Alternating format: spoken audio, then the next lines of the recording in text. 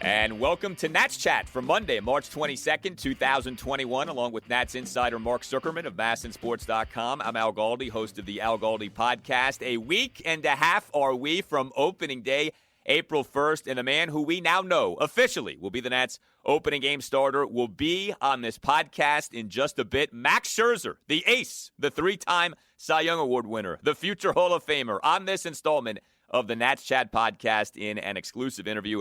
You do not want to miss what Max has to say about the state of baseball, including the looming CBA Armageddon and the pace of play issues. But before we get to that, a lot to get into with you, including the latest on a Nats bullpen that doesn't look anywhere near as deep as we thought it might be. Troubling health news the other day popping up with Will Harris. A rough exhibition debut for Tanner Rainey on Sunday. Though, Mark, nowhere near as rough as what went down with our old pal Gio Gonzalez on Saturday night.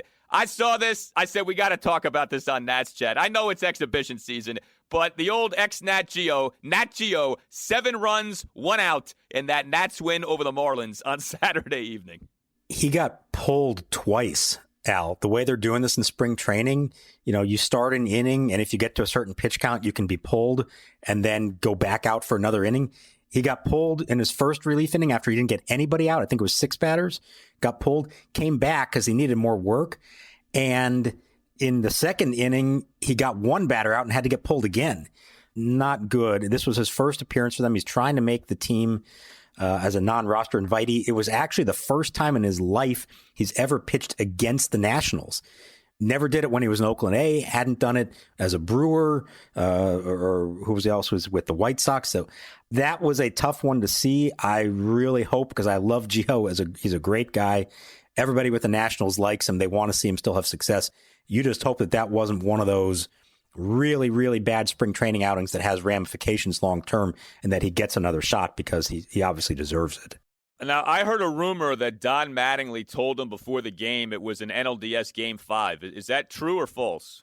Oh, low blow. Come on. Funny, but low blow. I just wanted to know. I thought I heard that rumor somewhere. But anyway, that was something else with Gio there on Saturday evening. But he is a former Nat. We talk about the current Nats on this podcast. You can tweet us at Nats_chat. You can email us questions, comments, advertising, inquiries, natschatpodcast@gmail.com. Now, if you are a regular listener to this podcast, you know that Mark's wife put out a request, a challenge to you, the Nats Chat podcast listener, to see if we could find an audience in North Korea, of all places, because we've been talking up how we've got this international presence. We got people from all over the place listening to the podcast, corresponding with us.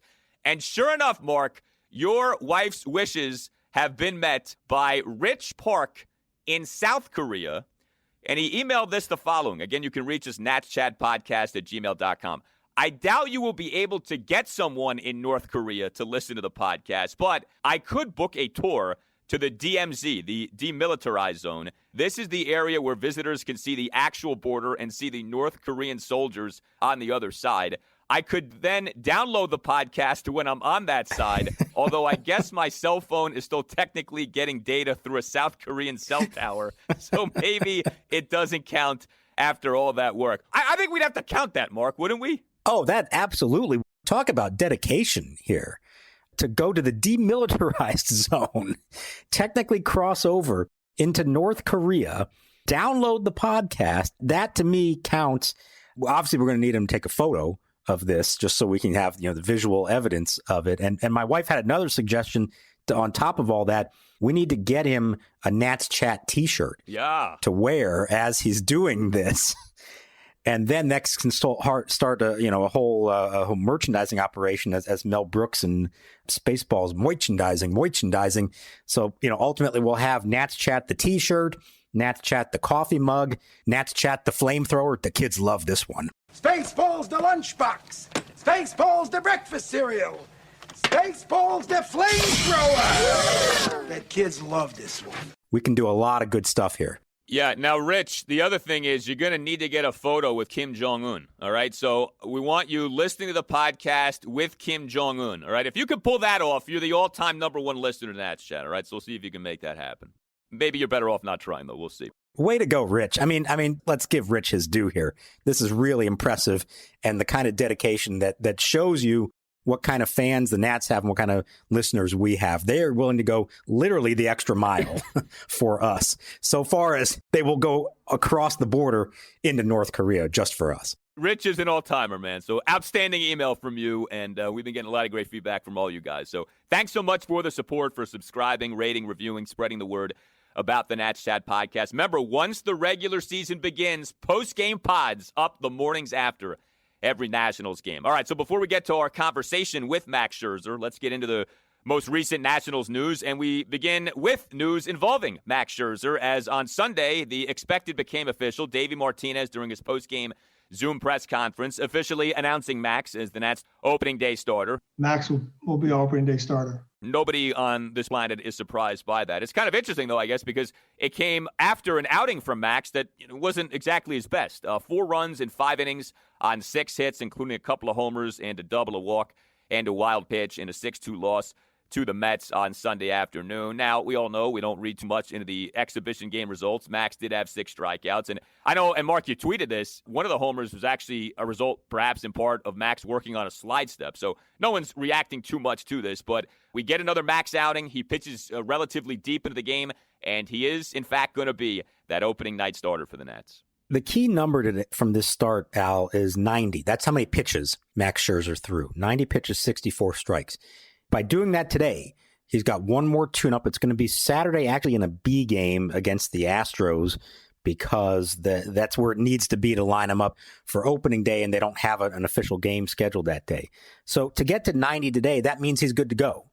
He is built up. And remember, at the beginning of camp, we were talking about a sprained ankle that was delaying him. And so to get from that to 90 pitches here on March 21st, that to me is the most important sign there. And as far as, the results, he was talking about things he was working on. The first homer to Michael Conforto was on a first pitch changeup, the kind of thing that Max says, hey, this is, you try to do these things. That's a pitch that ultimately you want to be able to throw, get a quick strike. Turned out Conforto was sitting on it and hammered to center field. Well, now Max knows that. Next time he faces him, maybe won't try that. And the other homer to Lindor, like you mentioned, there was a runner on first, and Max hasn't had a lot of opportunities to work on his slide step, trying to stop the running game. So he was focused on that, not as much on the pitch. He left a fastball over the plate, and he said Lindor, he's supposed to hit a home run on that pitch. So these are all things you put in the back of your mind, and now, in 10 days when it counts for real, he's going to remember that, and I think you're going to see him take a very different approach against these same hitters than he had in this spring training start. I have a question, and that is this. So, because Steven Strasburg is coming off this left calf ailment, no one is making an issue of this. And I think everyone kind of understands that, yeah, it's cool to be the opening game starter, but like at the end of the season, it doesn't mean anything in terms of whether you're actually the team's best pitcher or not. Like, so many things can change, etc. But given that Steven Strasburg was the 2019 World Series MVP, given that Steven Strasburg now has a contract that is larger than Max's, right? $245 million versus Max's $210 million. I think a year ago at this time, you could have actually made a very strong case for Strasburg is the ace, not Max, that Strasburg had surpassed Max as the Nats ace. We're not really saying that now. Strasburg, of course, missed most of last season. He's dealing with something else right now, and Max is healthy and up until Sunday had looked outstanding in his recent exhibition games. But what about that? Like, couldn't you make the argument that, hey, this should be Strasburg's rotation and Strasburg's spot as the opening game guy right now? You absolutely can make that argument. I remember even talking about it and hearing something about it last year, coming off the World Series, that maybe that was something they would do if the season had started, as scheduled on time. And certainly it was something that could have been considered this year. And if you look at what their pitching schedule has been, Strasburg's actually been slotted in front of Scherzer by a day or two. And so that made me actually think that maybe there was a chance they were going to do that. Well, no, in the end, it didn't work out that way. I think what I would say to it is this. I think it's a couple things. Number one is that I think the opening day start matters to Max Scherzer more than it does to Steven Strasburg. I think if you were to tell Max, no, you're not going on day one, that he might take that a little bit harder. Not that he doesn't respect Strasburg. Of course he does. But Max is the ultimate alpha male. And to be told you're not the guy who's going to take the ball and lead us into this season might have been a little more difficult for him. Whereas I think Strasburg is much more comfortable being the second fiddle in this relationship. Now, he believes that he is a number one starter, of course. And we saw in the games that matter the most how he approaches that. There's no question that he thinks of himself as an ace and even the ace of the team. But he's always comfortable letting Max take the spotlight. And so I think there's a pitching argument, certainly, that you can make for this. But I think from a psychological standpoint, given both these guys' personalities, this is kind of always the way it's going to be as long as they're both here together and they're both healthy. And I think Davey understands that, and that while, sure, you could argue that Strasburg's the better pitcher, maybe it gives you a better chance to win on day one, that it's not worth whatever other ramifications could come from that if he were to name a surprise opening day starter. With Strasburg, where are we right now with the left calf strain? How is he looking in terms of availability for the start of the regular season? Everything is good. 74 pitches only 5 days later. Again, in a simulated game, so it's not an official game, but he should be slotting in now to face real hitters in a real game again. Should have another one after that. Now, the only thing I asked Davey about, is he ready to commit to Strasburg as the game 2 starter? And he said not yet, and this may have to do with a few things. Between Strasburg coming back from his injury, Lester coming back from his parathyroid surgery, and the fact they now have 2 lefties in the rotation, Corbin and Lester. He wants to think about, does he want those 2 lefties pitching back to back?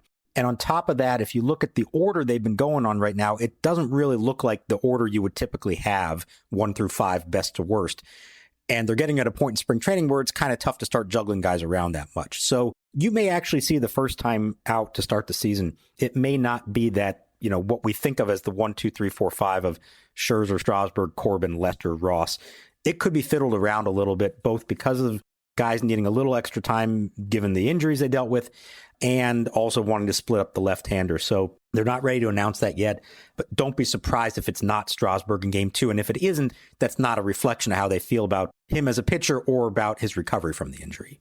Yeah, I know health is going to impact this, and that's understandable. I would just point this out. The Nats' schedule to begin the season is brutal. 3 games against the Mets, 3 games against the Braves, 3 games at the Dodgers, 3 games at the Cardinals, and then not long after that, you're facing the Mets again. And this is all in just April. There's an old saying in baseball, right? You can't win a pennant in April. You can lose a pennant in April. These early season games do matter. And so I do think it's important. Your best pitchers are out there. And I would caution against getting too cute with, righty, lefty, mix it up. Like, just get your best horses out there, man. Now, again, Strasburg coming off the left calf, maybe that's what's at the crux of this. But I think that's kind of a sneaky thing about this upcoming Nats season. It gets late early from a standpoint of who they're playing. Like, there are some big games to begin the season, and that's significant to me. You're right. Now, you said you can't lose a pennant in April. Well, the 2019 Nationals tried to lose a pennant in April and somehow didn't. But I know that is not a path that Davey wants to take yet, and he has repeated it over and over this spring, told guys, I want you to be May 1st ready on April 1st. So he's taking it seriously in terms of wanting to come out of the chute a lot better than they have really in any of his 3 seasons as manager. They've never gotten off to a good start under Davey, something they did do under Dusty Baker. Those guys were coast to coast, first place, never really had to sweat it. And so Davey does think it's important. And I don't know if he'll base his rotation decisions on that, but as an overriding theme for his team, he absolutely wants them to come into the season with an emphasis on winning early and not just taking for granted that they can make up ground later. Before we get to the bullpen situation, when we last spoke on the Nats Chat podcast, we were getting set for the exhibition debut of John Lester. It came at a 3-1 win over the Mets last Thursday afternoon, 1 run in 2 innings through 21 of his 31 pitches for strikes. So far, so good in terms of Lester and his availability for the regular season coming off the parathyroid surgery. Yeah, everything looked good there. Now it's just a matter of building himself up. He's healthy. There doesn't seem to be any lingering issues from the surgery. He may not be at that 100 pitch mark when it's time for his first start of the season. He understands that. He's okay with that. I think the team recognizes that they may have to limit him to something like 80 the first time out. But this might be why they carry an extra reliever or make sure they have a long reliever that's set to go that day. He's healthy. He feels good. And he's hoping that there are, in the long term, positive ramifications from this surgery for him to help him, have some more stamina. But you may not see him in his very first start go the full 6 innings, 100 pitches that some of the other guys can do. Okay, so we led with the Max Scherzer being named as opening day starter news because that's the latest thing and that's kind of the sexiest thing. But the truth is, the most significant Nationals item over the last few days is what came out regarding Will Harris on Friday. Will Harris, who was supposed to be a key member of this Nats bullpen, diagnosed with a blood clot in his right arm. What that means, what it's going to lead to, we do not know. But Will Harris is a guy who the Nats gave a 3-year, $24 million contract to. He was one of the more consistent relievers for years with the Houston Astros. Consistent unless you're talking about him against the Nats in World Series games 6 and 7. But I digress. He had been a very good relief pitcher. It was a good pitch to Howie Kendrick. It was not a bad pitch. No, it wasn't. It was a bad result, though, for Will Harris on that night. Springer back, looking up, and this one is gone. It hits the foul pole, and the Nationals lead. But Harris had been a really good reliever, one of the few guys you could count on season in, season out. Going into his age 36 season, diagnosed with this blood clot in the right arm. What do we know, Mark? I mean, it seems like Harris is not going to be ready for the start of the season and may not be good to go for a while here. Yeah, this is a little bit scary when you hear about things like this, a blood clot in your arm. The good news, he kind of caught it early. It seems like he didn't feel right the last time that he threw. They went and did the tests, found it, and now he's going to be visiting a specialist in St. Louis who deals with these kinds of things. They really don't know what this means in terms of coming back. I think it's probably safe to say he's not going to be on the opening day roster because even if he checks out fine and they send him back and says, okay, you can go start pitching again, he hasn't had a chance to build himself up. And so, there really isn't enough time for him to do that adequately. And truth be told, whatever they end up finding and doing, it's probably going to require more recovery than that. I don't think anybody honestly expects him just to be given a clean bill of health and return to action. So this is a concern. It starts with just concern for him because this is not a baseball injury necessarily. This is something that can have more significant effects on you.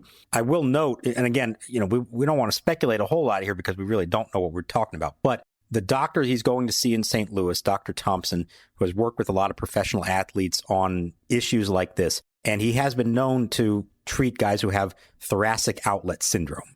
That's a serious injury for pitchers that can have a very long-term effect on your career. So I'm not saying that's what this is. We don't know that. But clearly they are concerned enough to be sending him to a guy who handles those kinds of injuries. And so I think if you're the Nationals, you have to proceed as if you're not going to have Will Harris in your bullpen for a while. And that's a problem because a bullpen that, only a couple of weeks ago, we were talking about, man, how much depth they have, maybe the most they've had in a long time.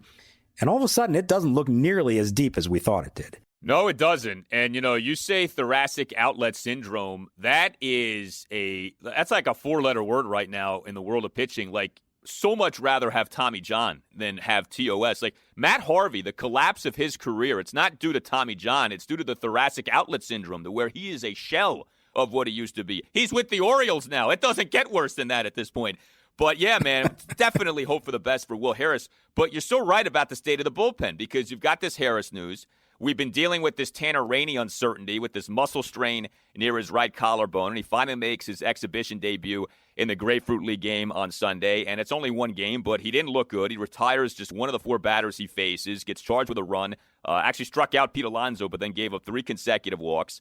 You have something like the Jeremy Jeffress mystery where, he was with the team, then he was soon gone from the team, and we're still trying to understand that. But, yeah, man, I mean, bullpens are, even when they're healthy and, fully equipped, like, they're still kind of a question mark. We know the history with this ball club with the bullpen. It isn't good, and every year Mike Rizzo has to make an in-season trade for bullpen help.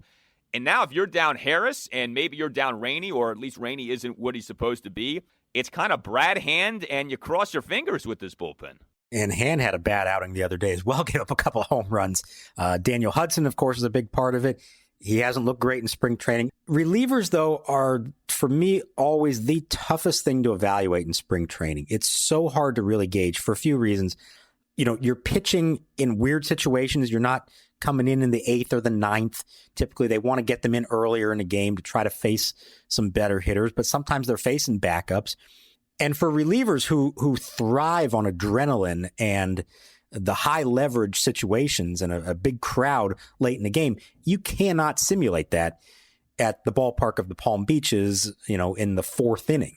So it's always hard for them to really gauge where they're at. And so I try not to read too much into their performances. But it is a bit of a concern here that, number one, that they don't have as many quality late inning relievers as we thought they would.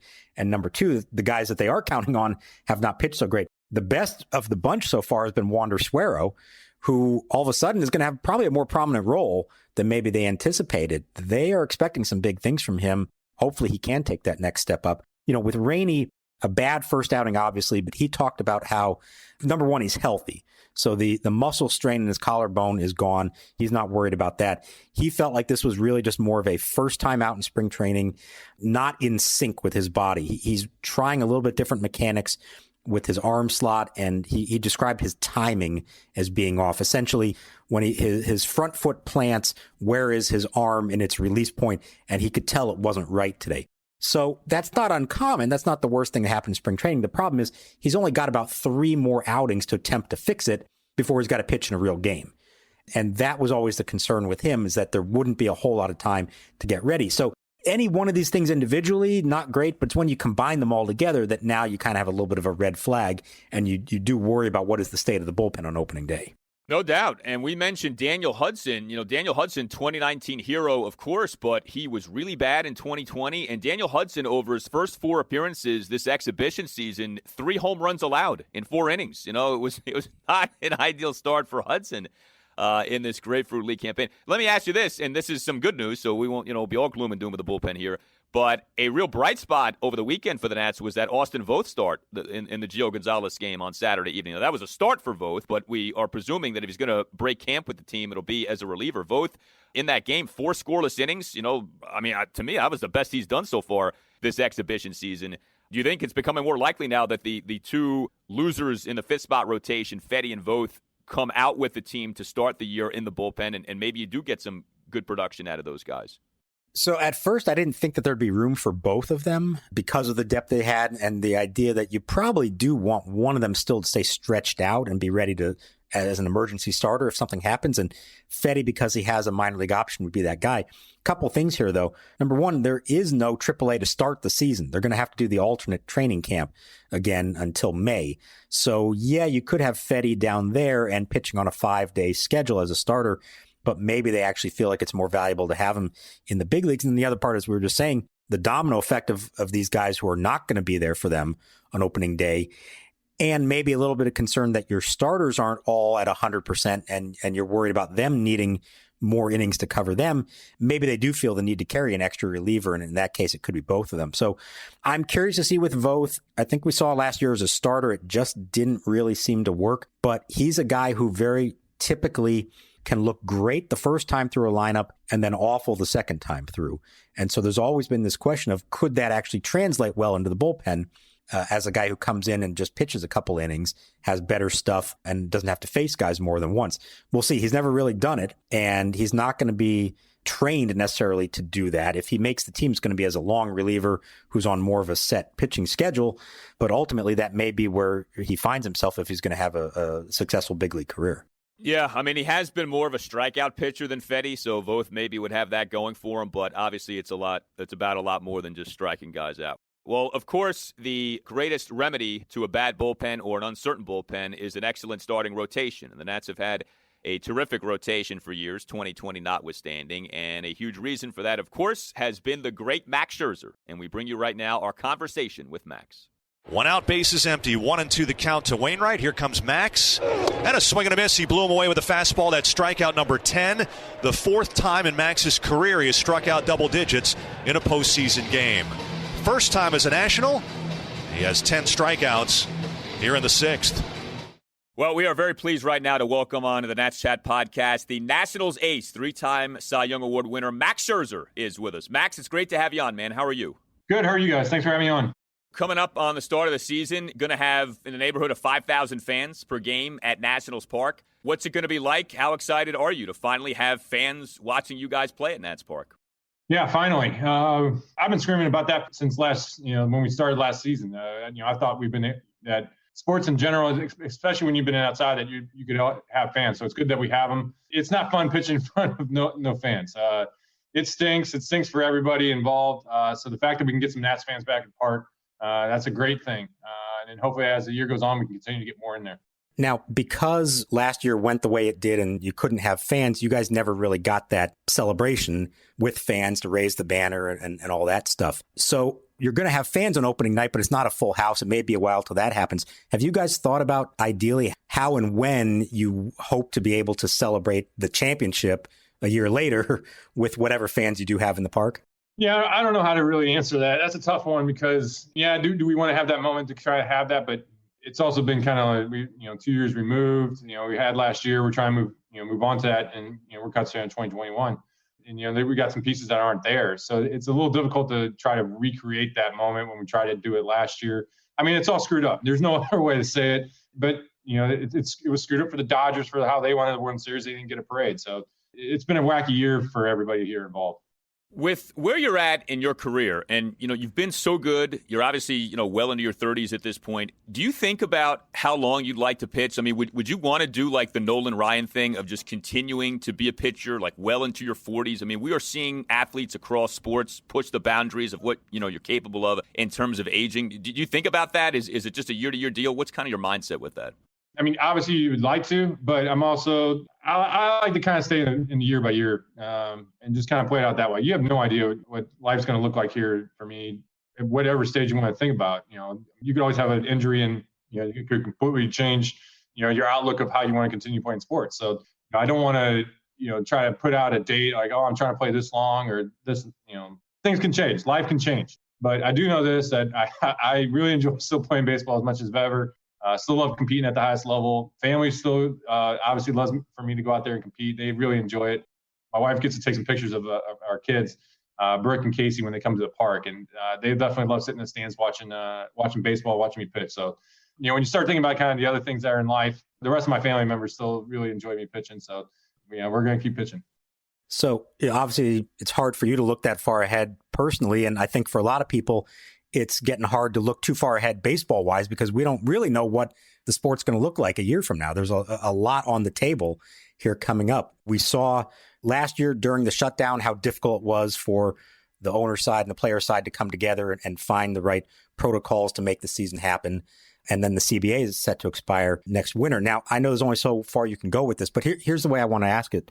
It feels like on the outside there's a narrative that owners and players are just not going to be able to work together to get something done. And I'm curious from your perspective, give us a reason why you think we should be optimistic, why you do think that those two parties can find some common ground for the good of the sport or whatever you want to call it, and avoid the kind of long-term problems that could arise if you guys can't come to an agreement. Yeah, it's kind of like a mutual assured destruction if we both, try to take this as far as possible. So, I mean, that's we have the stake of the game. We see what happens when, guys' careers, when you start pausing the season, or if you were just, take away games, in the future. So hopefully, cooler heads prevail. But with that being said, look, the players, we all kind of see this. I mean, the young guys, older guys, the veterans, everybody sees problems within the game. We see some structural problems within the game. Those have to be addressed. We have to find a way to be able to, in our eyes, the way we see it, change the structure of kind of how the game works, the economic of the games, how the pie gets sliced up, so that the competition of the game remains at the absolute highest. We feel like the competition of the game, teams aren't as competitive as they should be. We understand some teams are going to rebuild, but we just feel like there's too many teams that are not actively trying to win. And so however we want to address that, whatever it's going to take, the players are, I would say, very united. I don't want to say a little, very united. From young guys that are just getting into the game to the veterans, everybody acknowledges that. And from the player side, we are going to do everything in our power to make sure that happens. Where are you on the issue of free agency and how soon a player should get into free agency? We're seeing teams not want to pay guys now as they age. We're seeing guys, be underpaid in their best years and then not getting the money, beyond those years. Would you like to see it so that it's no longer, say, 6 years of team control and then you get into free agency? Yeah, I think what you're kind of alluding to was you go back and look at some of the previous, strikes, some labor fights. And one of the things was the grand bargain was that if you sacrifice early in your career, the later in your career, that's when you get paid and you basically get made whole to be able to, sacrifice kind of your earning potential early in your career to get, the earning potential later in your career. we do as players as a whole feel like that's been taken advantage of. We're constantly seeing numerous reasons why that we're trying to do everything. The game is trying to do everything in their power to devalue the veteran player. And then that's when you look at how the structure of the game's been laid out, that when you go back to the grand bargain of, hey, we're going to sacrifice early to get paid later. And whether that's right or wrong, that's just how the game's unfolded. So when you look at that, that's just an issue. To answer your question, do you start looking at free agency earlier? That is something you look at, but you got to look at it in the whole kind of negotiation of it. Is that one piece that we want? Of course, that's one piece we want. But if, you got to look at what other things can make the game better. So it's hard to say, yes, that's what we want, or no, we're not going to go for that. But we are cognizant of that's how teams are behaving. And because of that behavior, we're going to have to make an adjustment because of that. So for those who don't know, Max is a member of the Players Association Executive Subcommittee. So, I mean, you are in these meetings. You're not just hearing from other people. You are firsthand involved in all these kind of discussions. And so that's why I think your perspective is always particularly important on this stuff. So you're talking about a lot of things that what the players obviously are most interested and most motivated in right now.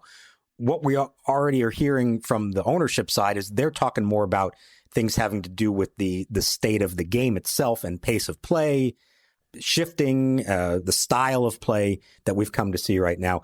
Do you find that the players are as interested in that part of it as maybe ownership is trying to be right now?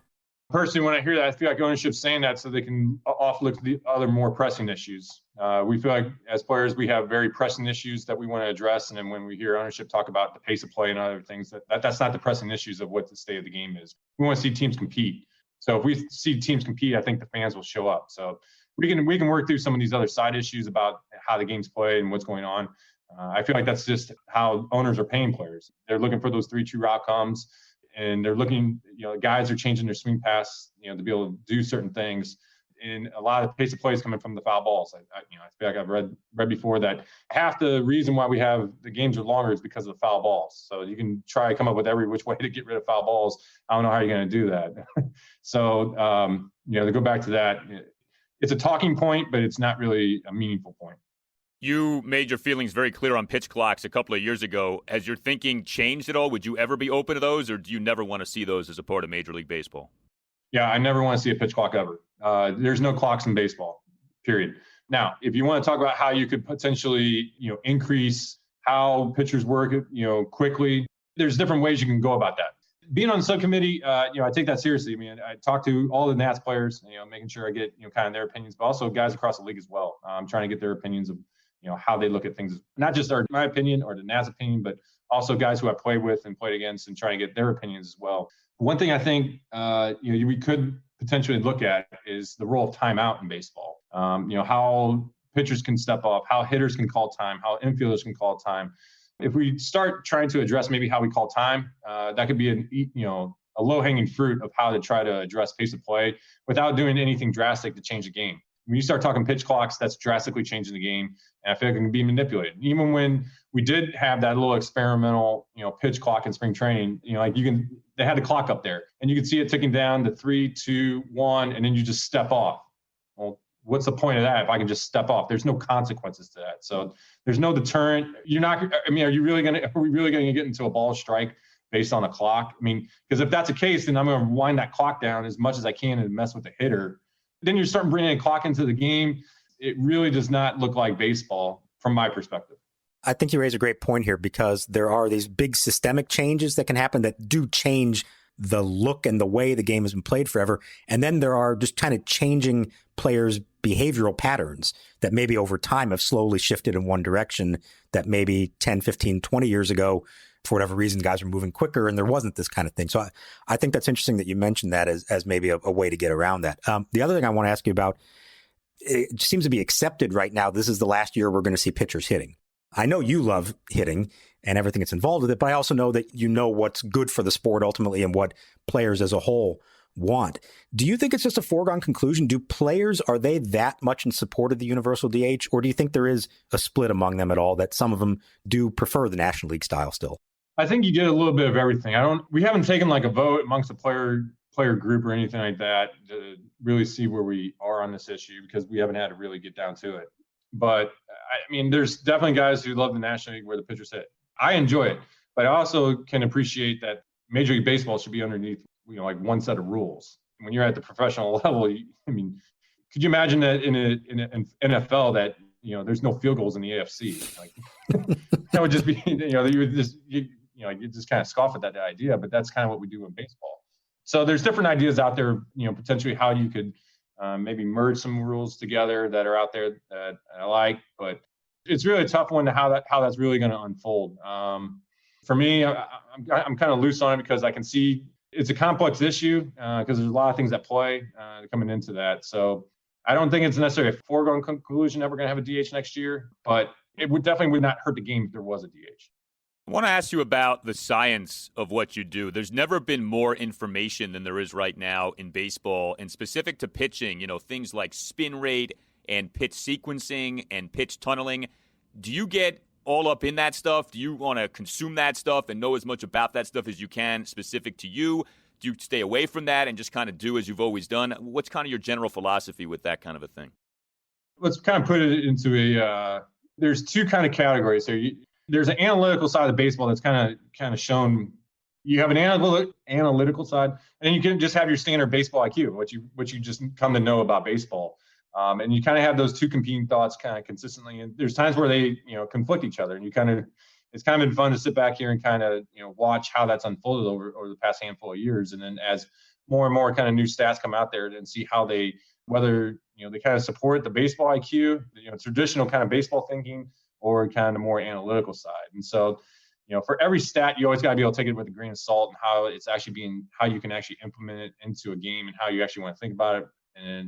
But the same thing is you have a hitter who can consistently pull the ball. Well, your eyes can also be right as well. So it's a balancing act between the two. I don't think you don't ever want to get too overloaded on one side or the other because of the way the game continues to evolve and the way the numbers continue to evolve to get more and more detailed and can really tell you some really cool stuff. So for me, it's, be as educated as possible I can, learn as much as I can about the analytics. And, there's times where you use it, but at the end of the day, you got to have feel for the baseball. You got to have feel for pitching. You got to have feel for your mechanics. I mean, you can't be out there with an iPad. That's not going to happen. You're not going to be, you can't throw a pitch and look at an iPad and then make an adjustment. That's not baseball. So you have to have feel for, I missed with this pitch. I thought I was going to throw it glove side. It ended up arm side. What caused that? Part of the game caused that. And you got to be able to make those type of adjustments on the fly in game. That's real. You have to be able to do that. There's no analytic for that type of feeling. So it's a kind of two-part answer. See, this is why I love talking to you about this kind of stuff, because you both are into the intricacies of it while at the same time still loving the game for what it is. And I think sometimes we lose sight of that. And so that's why I want to actually wrap this up with this almost broad, very simple question to you, which is, as much as we hear about what's wrong with baseball right now, there's a lot right with it too. And I'm curious, in your mind, what do you love the most about baseball? What is right with the sport right now? What should we be focusing on instead of maybe things that we think are wrong with the game? The thing is that there's some really, really great talented players in the game right now. There's young guys, there's veterans. There's some really top tier talent out here that can really do some great things with the baseball, both on the mound and at the plate and on defense. So when you get to see these guys, we got Trey and Soto on our team that can really, really do some special stuff. You look across the league as well, going against these guys, you really run into some tough competition as well. So that's what makes it fun, is that, everybody's in this arms race of trying to make themselves the best they possibly can be across the league. And you have to try to match that. You have to try to find a way to have, these guys are really, really good, and you got to beat those guys consistently, year in, year out. And you might think you might have done it for a few years, but the next generation of kids coming up, they're just as talented, and they're able to make adjustments just as fast. And so how the game's being taught at the lower levels, at the plate, these guys are able to do things with the bat that are coming into big leagues and be able to hit, like, for instance, I just feel like guys can handle velo from a young age way better than, ever before. And so that, even though there's just way more 98 more mile an hour fastballs in the game now. So how that just has manifested itself across the game from the pitchers and the hitter side, that's what makes it fun. That's why you always get to see something crazy every single night. And that's why I love watching baseball still. Max, appreciate the time so much, man. We wish you continued success, continued great health, and all the best to you. Really appreciate it. All right, appreciate it. Scherzer facing Molina with 1 on, 1 out. Here it comes. Swinging a ground ball to short. Turner has it. Shovels to Kendrick. Out at second. All day the throw to first. It's an inning ending. 6, 4, 3. Double play. The Cardinals get their first hit. First hit by a starting player in this series, but Scherzer erases it with a 6-4-3 double play and the side retired, sending us to the 8th inning. All right, great stuff there from Max Scherzer. You can tell why he's viewed the way that he's viewed. He's not just a great pitcher. He's one of the smartest, most thoughtful guys you'll ever speak with in terms of baseball players. He's got a great command of the issues, and you don't have to agree with him on everything, but he definitely makes you think about things. You know, there's a lot that stood out there, Mark. I think one of the big things, though, is kind of how Max framed this whole pace of play scenario. I mean, this is a big, big thing in baseball, has been for a while, that it's not just the lengths of games, it's the pace of the games, how slow games are, the lack of action, right? The 3 true outcomes that we're inundated with these days, home runs, strikeouts, and walks. But the way that Max kind of put that, I mean, yes, it's a pro-player, pro-union position that he's putting forth, but that's a little different than what we're used to hearing. I thought it was interesting that he basically was admitting that he thinks the owners are essentially putting that out as their biggest concern, almost like a red herring to get everyone to look past the economic issues that clearly the players believe is most important. The players are not as interested in fixing the pace of play issue, or don't believe it's as big an issue, I guess, as maybe Rob Manfred believes. And so that could get interesting when it comes time to sort through all that. I did like what he said, though. I think it was in the answer to the question about the pitch clock, where he's obviously opposed to that.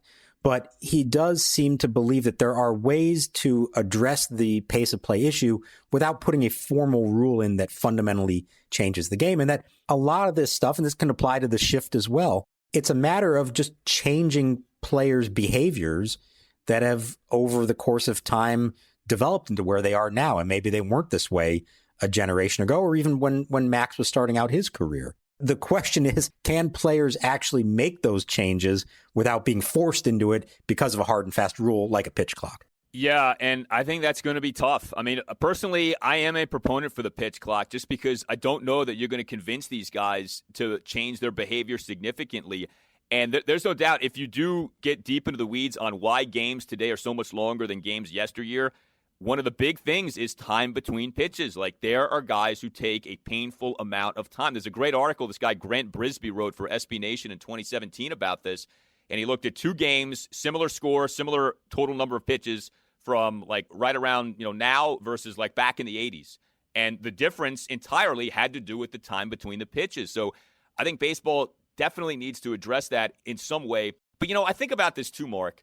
I think there's kind of a fundamental thing with baseball, and that is there are 162 games per team per season. And I don't know that you're ever going to get more than just a handful of people, relatively speaking, to invest themselves into watching every pitch of every game for 162 games. It always makes me laugh when people comp baseball television ratings to NFL television ratings. There are 16 games in an NFL season. Anyone has the time to watch those.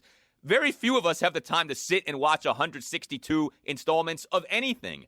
So I don't know if you're baseball, you really need to get so caught up in this. The idea is just, can you get enough people to follow their local teams, to check in on games on a nightly basis? And I feel like that maybe is a more realistic way of doing things. In today's society, instant gratification, et cetera, I don't think you're getting more than a few people to sit and watch, all 9 innings of 162 games. I just don't know that that's going to go down these days. Right. I think even if they somehow got the average time of game down to 2.5 hours instead of 3+, is that going to have a really huge effect on how many people are tuning into games? Probably not. Right. It's not about that. So, but I do think that's why the larger point here is that it's less about time of game and more about the pace of play, but also more action. And this is where the huge advances in the game that we've had, and they've all been good in that we now know so much more than we used to. And this is going straight down into the dugout now. It's not just a couple of eggheads in the front office. I mean, everybody has access to this stuff now. Yeah, it's helping them be better pitchers, better hitters, maximize everything they get. But the unintended consequence of that is that it is making the game less aesthetically pleasing. It is leading to longer time between pitches. It's leading to fewer balls in play. We can all say, hey, strikeouts are sexy, like Max likes to talk about. Home runs are great. I love home runs. But when they're happening at such a rate, and when there are so much percentage of at-bats end in one of those three true outcomes, it does hurt the game from an aesthetic standpoint. And I do think MLB recognizes this. I'm not sure the players really feel like that's as big as an issue as it probably is. These are some big weighty topics, and this is not going to be easy to overcome. And we haven't even gotten to the economic question, of which there's clearly disagreement there. And so to me, as a baseball fan, I am pretty worried about how these two sides can find common ground for the good of the game and not just the good of their own side of this equation. Because as you heard Max say it, if they can't get something done and there is some kind of work stoppage, they all know what that means for the future of the sport, and it's not good. It's not good. Baseball skews very old. Baseball nationally is really falling off in terms of national appeal. Locally, baseball does well, but it doesn't do very well nationally. And, you go bye-bye for a while, half a season, even a quarter of a season, you're just off people's radars. Like, people would be like, all right, whatever. What's going on in the NFL? Like, that's the way things are right now. You don't want to lose that. The piece of the sports pie that you have, you go away for a while via work stoppage, that pie is going to get smaller, And people say, like, well, they'll miss you and they'll be glad when you're back. I don't know about that. People can learn to live without you these days with stuff. So definitely hope the owners and the players are able to figure this out.